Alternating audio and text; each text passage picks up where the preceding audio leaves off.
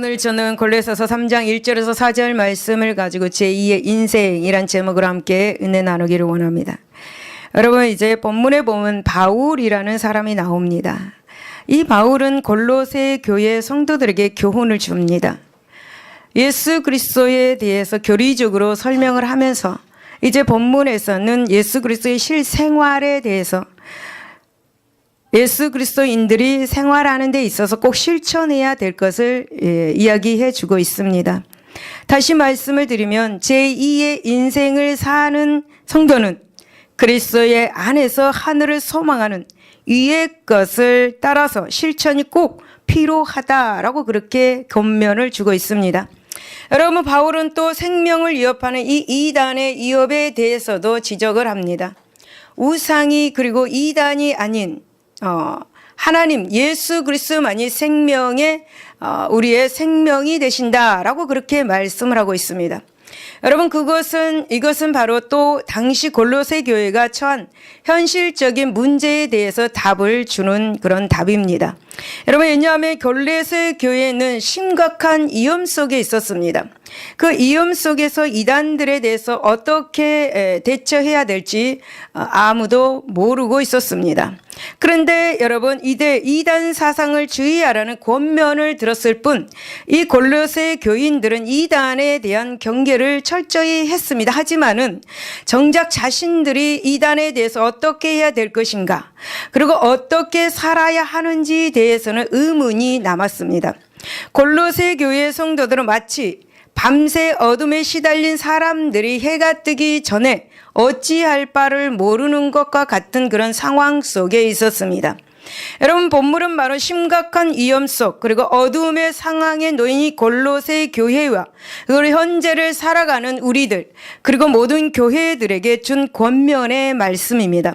곧 본문은 그릇된 질서를 사라지게 하고 난 후에 새로운 질서가 답이다라고 그렇게 말씀해 주고 있고, 때문에 이 바울의 권면은 한마디 한마디가 실체적이고 그리고 구체적이고 적극적이다라고 그렇게 말씀하고 있습니다. 여러분, 이 그리스도 안에서 제2의 인생을 사는 세 사람은 바로 우리들입니다. 이 세 사람들은 적극적인 신앙생활을 하는 것, 그것만이 곧 세 사람의 생활의 그 원리다라는 것을 본문에서 가르쳐주고 있습니다. 그렇다면 여러분, 이제 바울의 권면을 통해서 우리들의 신앙생활을 한번 다시 살펴보도록 하겠습니다. 첫 번째 보면은 세상에서 성도의 삶은 그러므로의 삶입니다. 1절을 보면 그러므로라고 시작하고 있습니다. 여러분, 사도 바울은 1장과 2장에서 그리스도의 탁월성과 그리고 세상 철학의 헛됨을 자세하게 논증을 하였습니다. 그리고 성도의 삶에 대해서 구체적인 실천을 강조하고, 그리고 이제 3장 1절로 오면서 그러므로라는 말씀으로 시작을 하고 있는 것을 볼 수가 있습니다. 여러분, 이 그러므로라는 이 단어는 바울 서신에서 공통적으로 나타나는 특징입니다. 여러분, 그렇다면 왜 사도 바울은 이 실천적인 것을 말하기 전에 먼저 그러므로라는 이 연결어를 사용하고 있는 것입니까? 여러분, 또 교리적인 부분과 그리고 실천적인 이 부분을 연결하고 있는 것입니까? 여러분, 그것은 모든 존재에 있어서 삶과 행함이 떨어져 있는 것이 아니라 삶과 행함은 떨어질 수 없는 필연성을 가지고 있기 때문입니다. 예를 들어서 다시 한번 말하면은 어떤 동물이 초식 동물이다 라고 말하는 그 말 속에는 그러므로 그 동물은 풀을 먹어야 산다라는 그런 의미가 함축되어 있습니다. 여러분, 바로 행함과 이 삶과 행함은 이런 이치다라는 것입니다. 때문에 여러분, 헤르만 리텔보스 신학자는 이것을 두고 이렇게 말합니다. 성경에 기록된 진리에 대한 모든 서술은 곧 성도를 향한 명령이기도 하다라고 그렇게 말을 합니다. 여러분, 그런데 오늘 우리들을 보면 어떻습니까? 교회에서 말씀을 배울 때와 세상에서 살아가는 모습이 유리되어 있는 경우를 많이 보게 됩니다. 어떤 성도는 성경 공부 시간에는 올바른 진리가 무엇이냐라는 것을 두고는 심각하게 논증을 벌입니다.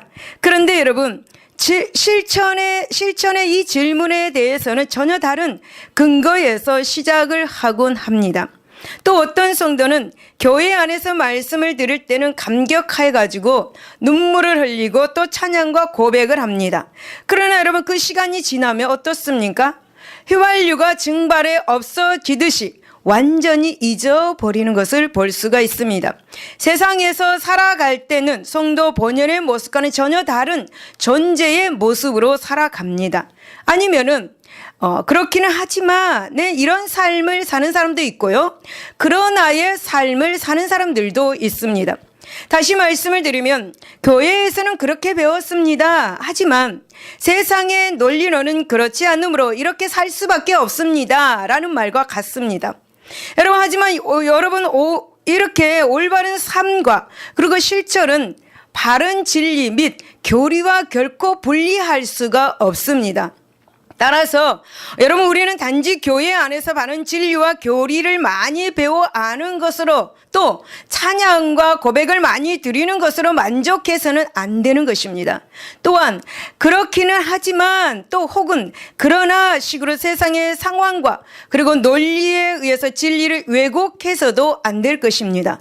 여러분 우리는 어찌하든지 배운 것 진리에 기초하여서 그러므로라는 그런 삶을 사시면 참으로 좋겠습니다.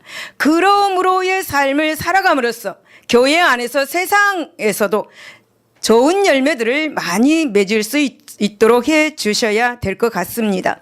여러분 마태복음 7장 21절을 보면 나더러 주여 주여 하는 자마다 다 천국에 들어갈 것이 아니요 다만 하늘에 계신 내 아버지의 뜻대로 행하는 자라야 들어가리라 라고 하신 이 하나님의 말씀을 우리 가슴에 새기고 기억해야 될 줄로 믿습니다. 여러분 모든 그리스도인들은 제2의 인생을 살아가는 사람들입니다. 왜 제2의 인생을 살아가는 것인가? 여러분 그것은 바로 우리는 그리스도와 함께 다시 살리심을 받았기 때문입니다.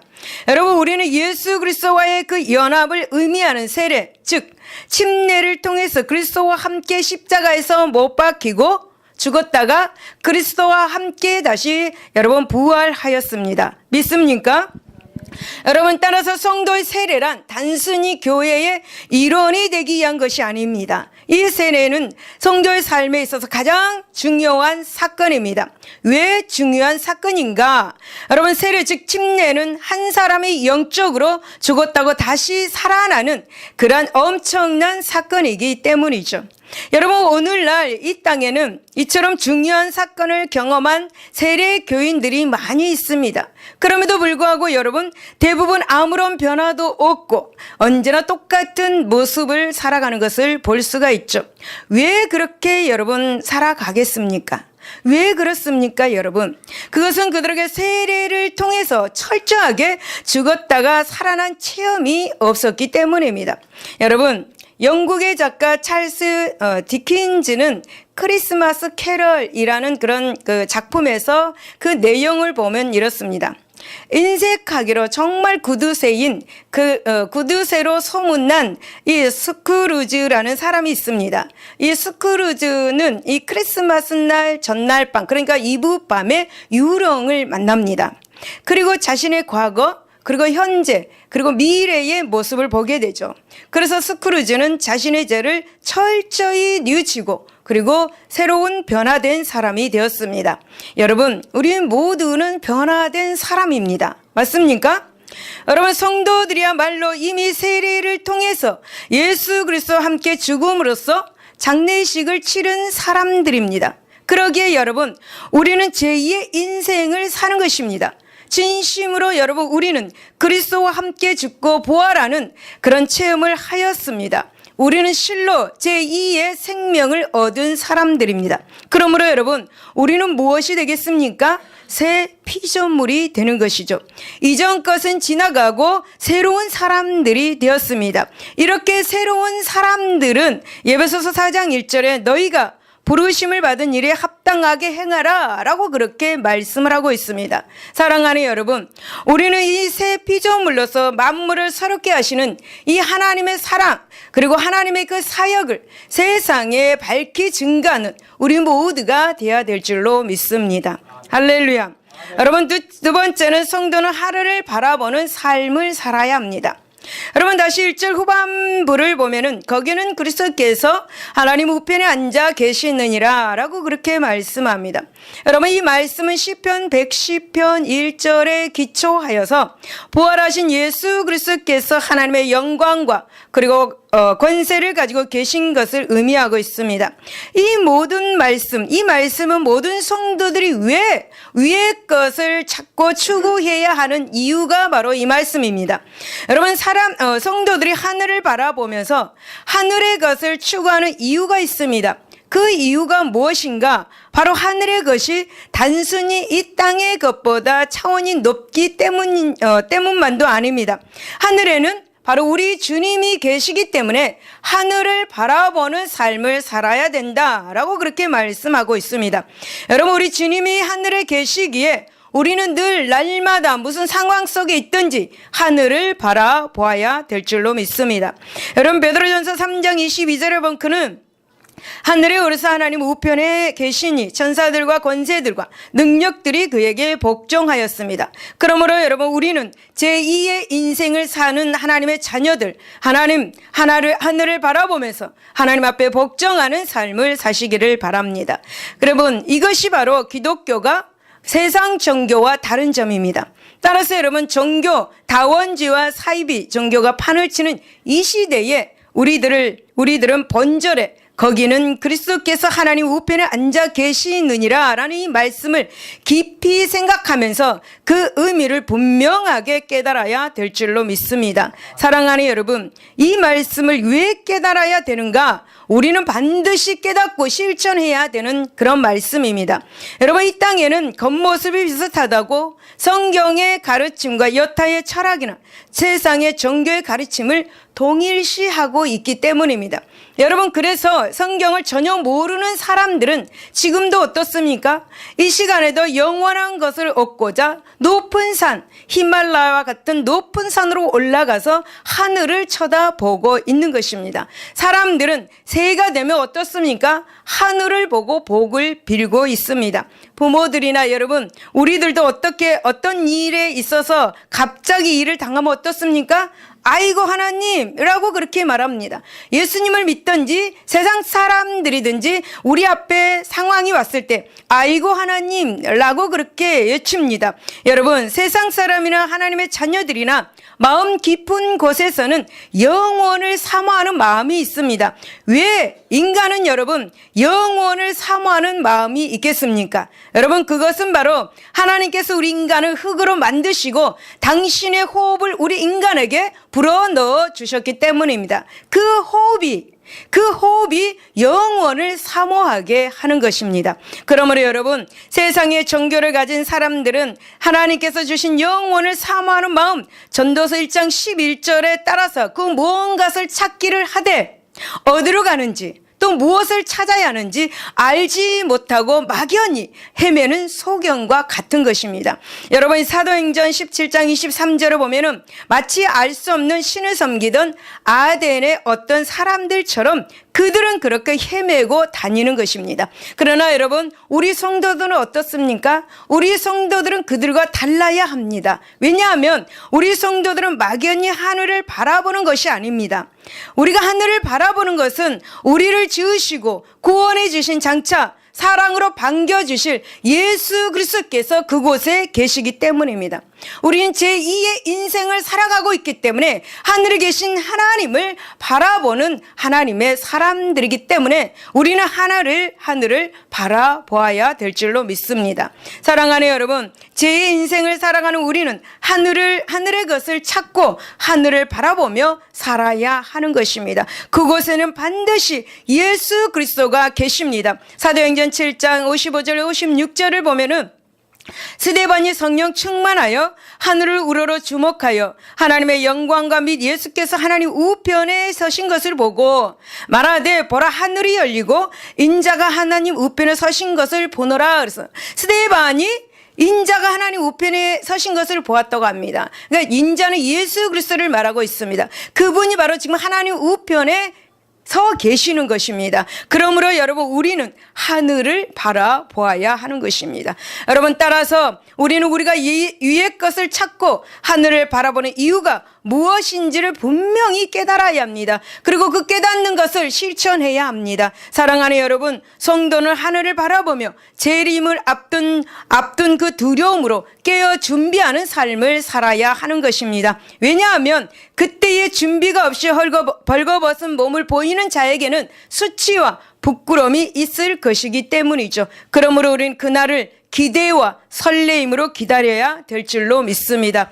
여러분 사실 예수님의 그 재림을 기대와 설레임으로 준비된 성도에게는 주님의 재림이 이 세상 그 무엇보다도 비교할 수 없는 기쁨의 사건이 될 것입니다. 왜냐하면 그때는 지금까지 감춰져 있던 그 모든 영광이 함께 드러나기 때문입니다. 또 각자 행한 대로 모든 일에 대한 칭찬과 상급이 받는 날이기 때문입니다. 그러므로 사랑하는 여러분, 우리는 장차 있을 이 놀라운 기쁨의 이 순간을 생각하면서 이 땅의 모든 시련과 이 땅의 모든 시험을 믿음과 소망으로 이겨내야 될 줄로 믿습니다. 사랑하는 여러분, 혹 지금 이 시간도 우리가 사는 목적과 이유를 알지 못하고 헛된 다름질을 하고 있다면 이 시간 정말 깨닫기를 바랍니다. 여러분, 올바른 진리와 생명을 함께 얻을 수 있는 지혜를 구하시기를 바랍니다. 그리고 그 지혜로운 제2의 인생을 새롭게 살아가시기를 바랍니다.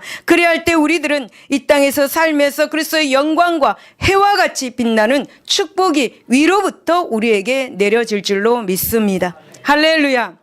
세 번째는 하나님의 말씀이 부담이 아니라 즐거운 삶으로 인식해야 합니다. 여러분 1절과 2절을 보면 사도 바울은 위의 것을 찾으라, 위의 것을 생각하라 라고 그렇게 말씀합니다. 여러분 이 말씀 하늘의 것을 생각하고 찾는 것도 해도 되고 안 해도 되고 라는 그런 것이 아니라는 것이죠.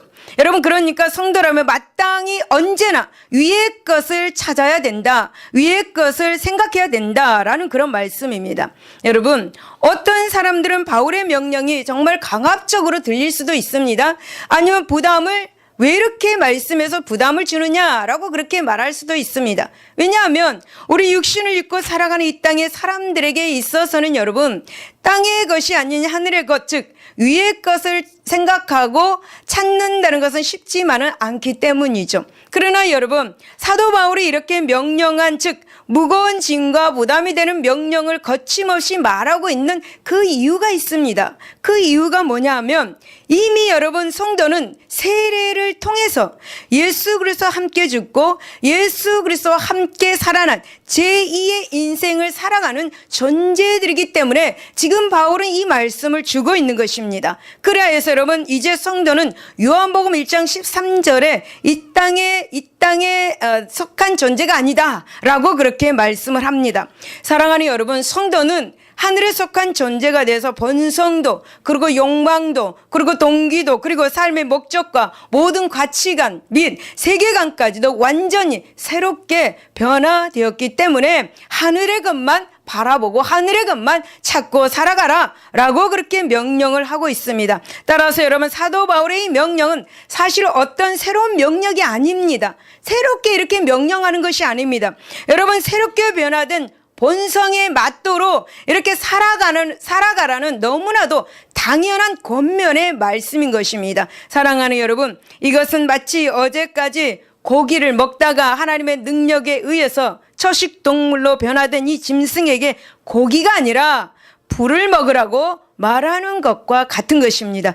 그러면 여러분 그렇기에 사도 바울의 이 명령은 짐과 부담이 아니라 기쁨과 즐거움일 수밖에 없다라는 것입니다. 여러분 이처럼 세례를 통해서 땅의 모든 것을 십자가에 못 박고 그리고 예수 그리스도와 함께 하늘에 속한 새로운 피조물로 거듭난 우리 성도들입니다. 여러분 성도는 이 땅의 것들을 더 이상 기쁨과 즐거움이 아닌 것입니다. 여러분 성도들에게는 오직 하늘의 것들만이 참된 기쁨과 즐거움이 되는 것을 기억하시기를 바랍니다.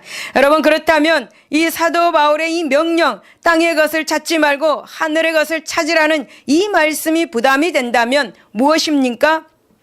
여러분 위의 것을 찾으라, 위의 것을 생각하라 이 말씀이 부담이 됩니까? 여러분, 혹 부담이 된다면 그것은 바로 우리의 심령이 철저히 변화가 되지 못했기 때문입니다. 여러분, 우리들의 자신을 여러분 먼저 깊이 이제는 들여다 보아야 될 줄로 믿습니다. 여러분, 이 시편 119편 105절을 보면 하나님의 말씀은 내 발의 등이요 내 길의 빛이다. 그래서 우리가 인생을 살아가는데 그 말씀이 우리의 발이 되고 우리의 빛이 된다는 것입니다. 그 빛이 우리를 인도한다는 것입니다. 그러므로 여러분, 하나님의 말씀이 부담이 되지 않기를 바랍니다. 여러분, 옛날에 군사 정권 시대에 중앙정보부장이던 이 사람이 있습니다. 여러분, 이 사람은 종합청사위층의 사무실을 마련하였습니다. 이렇게 한 이유가 있었습니다. 그 사람은 청와대가 보이는 쪽으로 책상을 이렇게 돌리고 앉았다라는 유명한 이야기가 있습니다. 여러분, 이 사람은 왜 이렇게까지 하였을까? 이 사람은 자기를 인정하여서 권력의 자리에 임명해 준 사람을 바라보면서 충성하고자 이렇게 책상을 그쪽으로, 청와대 쪽으로 돌리고 앉았다고 합니다. 여러분, 이 땅에 자기를 인정해 준 사람도 이렇게 합니다. 여러분, 하나님은 우리를 하나님의 자녀라고 인정해 주었습니다. 우리를 날마다 삶에서 보살펴 주시고 복을 한없이 주시기를 원하신 분이 하나님이십니다. 그분이 우리를 인정해 주셨습니다. 또 우리를 죄에서 구원해서 영원한 생명으로 인도해 주셨습니다. 영생을 얻게 해 주셨습니다. 여러분, 만왕의 왕이 되시고 전지전능하신 하나님, 우리의 생사화복을 주관하고 계신 하나님이 우리를 하나님의 자녀로 인정을 해 주셨습니다. 그 크신 하나님 아버지를 우리에게 아버지라고 부르게 해 주셨습니다. 여러분, 하나님은 우리를 왕같은 제사장의 그 권력을 주셨습니다. 하늘의 신분을 주셨죠. 여러분, 이렇게 우리에게 해 주신 이 하나님을 찾고 주님이 계신 하나님을 늘 바라보고 사는 것, 하나님의 자녀로서 마땅한 자세가 아닌가. 여러분, 이 땅에서의 성도의 삶은 천국 본향을 걸어가는 천국의 시민권자들입니다. 여러분, 이 땅에서 삶은 천국 본향을 향해서 걸어가는 나그네의 삶입니다. 그래서 여러분, 성도들의 시선은 항상 본향을 향해 있어야 됩니다. 우리는 그곳에서 온 사람들입니다. 그럼 또 그곳으로 돌아가야 하기 때문에 그것을 바라보고 살아가야 합니다. 여러분, 지금이 그 나그네의 길에서 슬픔과 고난 가운데 그리고 고통이 가득 차 있다고 하더라도 우리의 시선은 어디를 향해야 됩니까? 어디를 향해야 됩니까? 하늘을 향해야 됩니다. 본향을 향해야 됩니다. 역사를 주관하고 계신, 우리를 주관하고 계신 하나님, 그분을 바라볼 때에 오늘의 고통이 사라질 것입니다. 오늘의 고난이 사라질 것입니다. 오늘의 고난을 능히 이길 수 힘을 가질 수가 있을 것입니다. 사랑하는 여러분, 이 죄된 환경 속에서 예수님의 성품을 닮아가려고 노력할 때 어두운 현실은 기쁨의 현실로 바뀌어질 것입니다. 위의 것을 바라보는 삶의 자세는 천국 시민권을 가진 자들의 당연한 삶의 자세임과 동시에 현실적인 모든 역경을 이길 수 있는 그런 방편이 되는 것입니다. 여러분, 빌립보서 3장 14절을 보면 푯대를 향하여 그리스도 예수 안에서 하나님이 이에서 부르신 부름의 상을 위해 달려가노라 라고 그렇게 사도 바울은 고백하고 있습니다. 여러분, 이 고백이 우리의 고백이 되어야 될 줄로 믿습니다. 그러므로 여러분, 우리가 세례받고 은혜 받은 성도라면 항상 땅의 것을 찾지 말고 하늘의 것을 사모하고 더욱더 겸손하게 십자가 앞에 무릎을 꿇어야 되지 않겠습니까? 그래서 여러분, 더 깊은 은혜와 성령의 능력으로 이 땅의 것을 온전히 십자가에 받고 거듭나는 변화를 통해서 날마다 위의 것을 찾으며 주님이 계신 그 하늘, 새 예루살렘을 향해서 힘차게 달려가야 될 줄로 믿습니다. 할렐루야. 네 번째, 믿음으로 참고 기다리는 자가 영광의 삶을 살 수가 있습니다. 여러분, 3절과 4절을 보면은 이는 너희가 죽었고 너희 생명이 그리스도와 함께 하나님 안에 감추어졌습니다. 우리 생명이신 그리스도께서 나타나실 그때에 너희도 그와 함께 영광 중에 나타나리라 라고 그렇게 말씀합니다. 여러분, 사도 바울은 이 말씀에서 성도의 과거와 현재와 미래의 상태를 매우 정확하게 밝혀주고 있습니다. 여러분, 성도는 과거에 예수 그리스도와 함께 죽었다고 살아난 후에 이제 현재 그 생명이 하나님 안에 나타나게 될 것이다 라는 그런 말씀입니다. 다시 살펴보면 3절을 한번 살펴보면은 너희 생명이 그리스도와 함께 하나님 안에 감추었다라고 그렇게 말씀하죠. 여러분, 이것은 뭐냐? 우리 성도의 현재의 상태를 가리킵니다. 여기서 여러분 감추었다라는 이 말은 바로 숨겨짐으로써 보호되어 있는 상태라는 것입니다. 여러분, 우리가 쌀을 보면 아시죠? 쌀에 눈이 있습니다. 쌀눈. 자세히 쌀을 보면 쌀에 눈이 있죠. 하얀 눈이 있죠.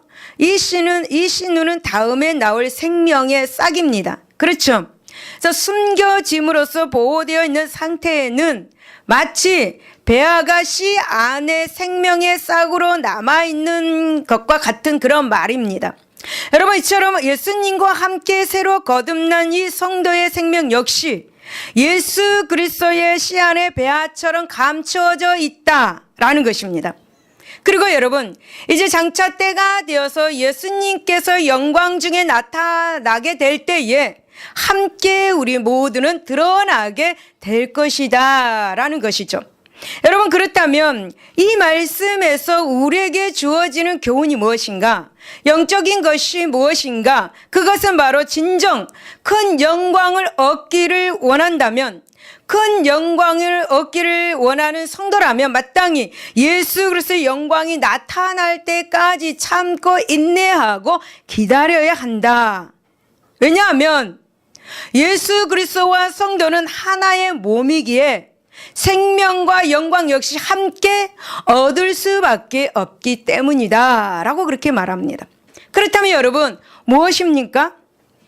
신속히 영광을 얻으려고 인간적인 방법, 인간적인 생각을 취한다면 마치 씨앗 속의 배아가 서둘러서 껍질을 깨고 세상으로 나오는 것과 같다.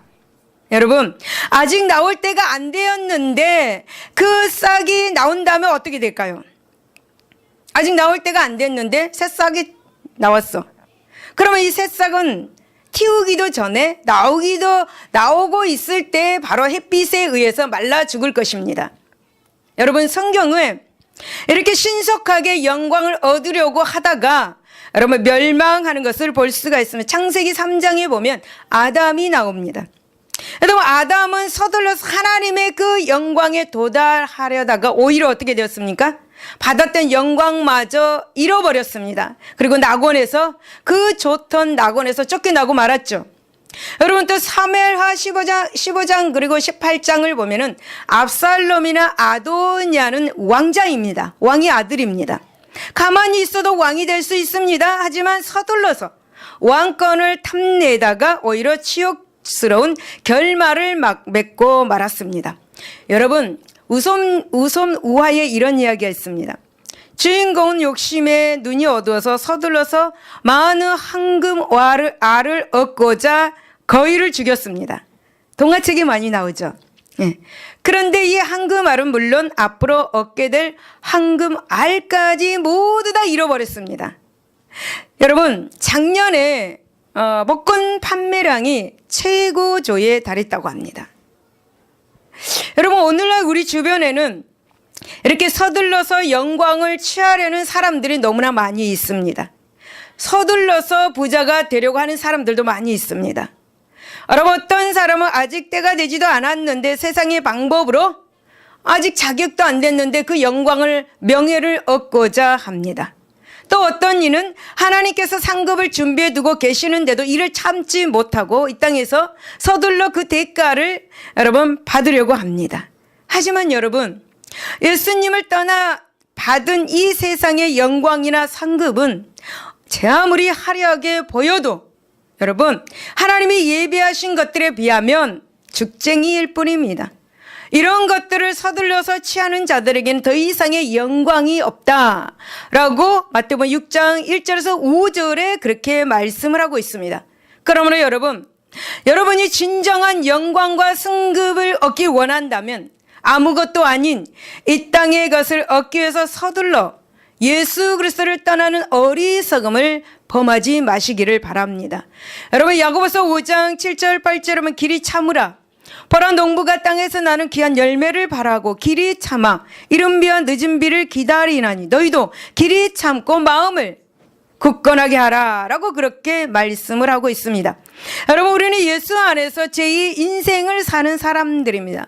이 제2의 인생을 살아가는 우리는 겸손한 모습으로 진리를 향하며 믿음으로 참고 인내하며 기다리시기를 바랍니다. 여러분, 히브리서 10장 36절을 보면 너에게 인내가 필요함은 너희가 하나님의 뜻을 행한 후에 약속하신 것을 받기 위함이라. 기다려야만이 하나님께서 약속하신 축복을 주신다라는 그런 말씀이죠.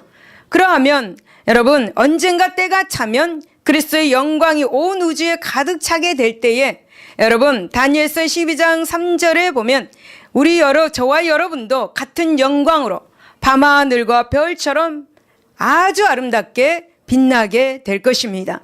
이를 믿으시기를 예수 이름으로 축원을 드립니다.